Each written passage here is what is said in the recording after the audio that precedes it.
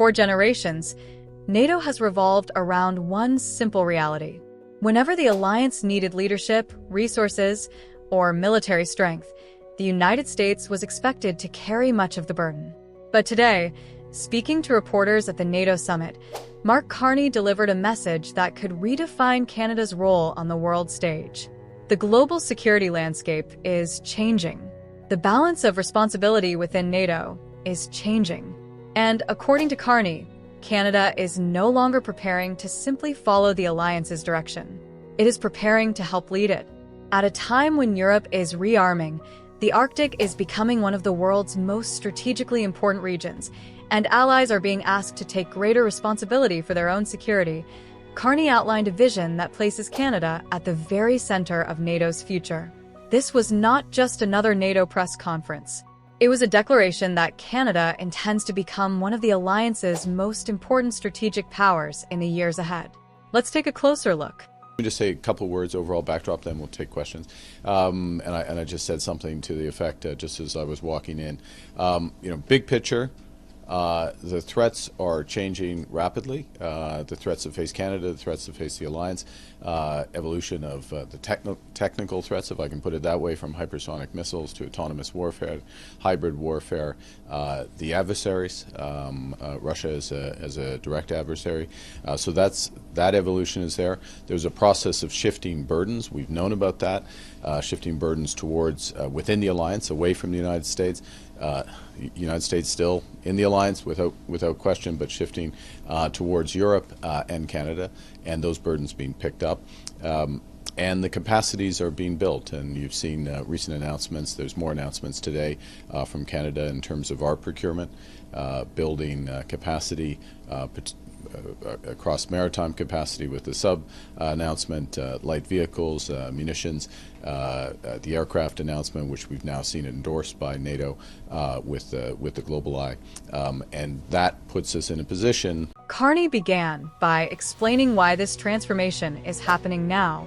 He argued that the threats facing Canada have changed dramatically, from cyber warfare and autonomous weapons to growing competition in the Arctic, and that NATO itself is entering a new phase.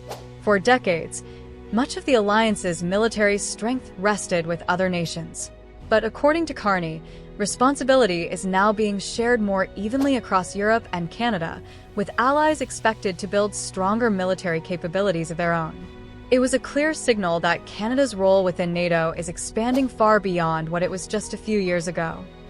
Well, the first thing is, and this is what the public needs to know, is that the commitment at NATO is 5% 2035, so it's 9 years from now. First point. Second point, in a world where threats are evolving rapidly and burdens are shifting, what is also was agreed at the Hague Summit is that those objectives, those percentages, will be reviewed in 2030. Okay, so those two things are part of the overall environment. That's sensible, and Canadians expect us to be sensible. We have a need to increase our defense spending, increase our resilience spending to protect Canadians first and foremost, and to support our allies. And we have some catch-up to do, without question. I came into government, we were spending 1.4% of GDP on defense, direct defense expenditure. We got that to 2% in the first time since the fall of the Berlin Wall. That's going to scale up to 2.5% over the fiscal framework over the course of the next 4 years. And in addition, we're spending 1.5% of GDP around resilience. So by the NATO definition, before the end of this decade, we are spending 4%. I'll remind, the 5% is out there. What's important, what people care about, is, I mean, yes, the bond market cares about and being responsible with taxpayer dollars, that's fundamental. But what matters is those capacities. What are we actually spending the money on? The first thing we spent money on was paying the women and men in the Canadian Armed Forces properly. Payments that match the weight of their responsibilities. In terms of fiscal transparency, I'm conscious of other questions, and we can go into this in more detail. I'm perfectly happy to. We have provision, for example, for the submarines, already provisioned for that within that fiscal track. So the decision that was announced yesterday, contract still to be negotiated, but the decision that was announced 2 days ago, apologize, that will not have an impact on the budget. because the money has already been set aside for that.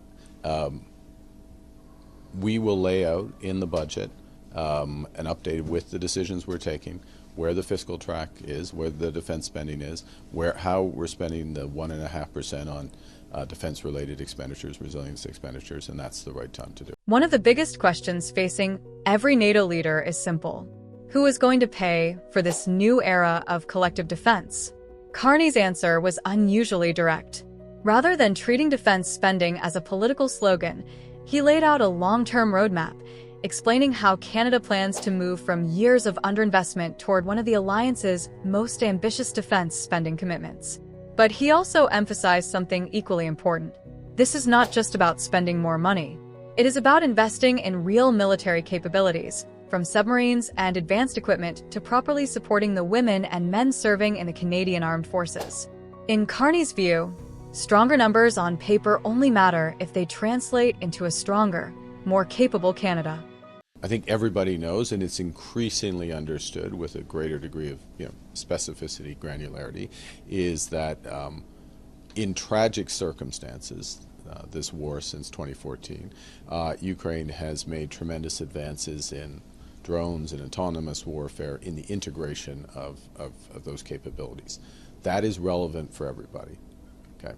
They have expertise, they have production capabilities, and we are in the process, Canada included, of partnering with Ukrainian firms, Canadian firms and Ukrainian firms partnering and building up that capacity. Now, that in and of itself creates a supply chain. I've got a firm in Ukraine, maybe several firms in Ukraine, a firm in Canada, maybe somebody in the Nordics as well, and the ability to finance across that supply chain cost effectively is tremendously valuable. It lowers the cost of it for everybody. Us partnering with Ukraine not just brings technology, but it's cheaper even in a war theater to produce many things in Ukraine because of just volumes and other factors. That also saves money for Canadian taxpayers. And what it does as well, and maybe I should end on this since we're at the NATO summit, it also tightens the alliance. It's another mechanism that builds the alliance together. And I think if I can just make one adjacent point, and this goes to taxpayers, what we don't want to do is we all build up is to all build up in silos. That's very, very expensive. It's not a true alliance. It can be human nature to do that, say, okay, we need this capability. The final exchange revealed perhaps the most important shift in Canada's defense strategy. Carney looked beyond traditional military procurement and described a future built on closer cooperation between trusted allies. He pointed to Ukraine's battlefield innovations, partnerships between Canadian and international companies, and integrated supply chains that reduce costs while strengthening NATO as a whole. It offered a clear glimpse into how Canada sees its future, not simply buying military equipment from its allies, but helping develop the next generation of defense technology alongside them. If the first part of today's announcement was about spending more, this final section was about thinking differently. And judging by Carney's remarks, Canada intends to be at the center of that transformation. Today's remarks were about far more than defense budgets or NATO targets. They outlined a vision of a Canada that is taking on greater responsibility and playing a much larger role in shaping the alliance's future. They reflected a vision of a Canada that is taking on greater responsibility, investing in its own capabilities, and helping shape the future direction of one of the world's most important security alliances. Carney argued that the era of relying on old assumptions is over. New threats from around the world demand stronger partnerships, more capable armed forces, and a Canada that is prepared to lead alongside its allies rather than simply follow. Whether that vision unfolds exactly as planned will become clear in the years ahead. But one thing is already clear.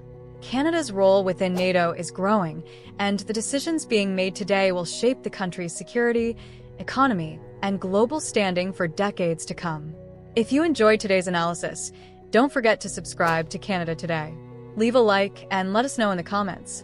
Do you believe Canada is ready to take on a much larger leadership role within NATO? Thanks for watching, and we'll see you in the next video.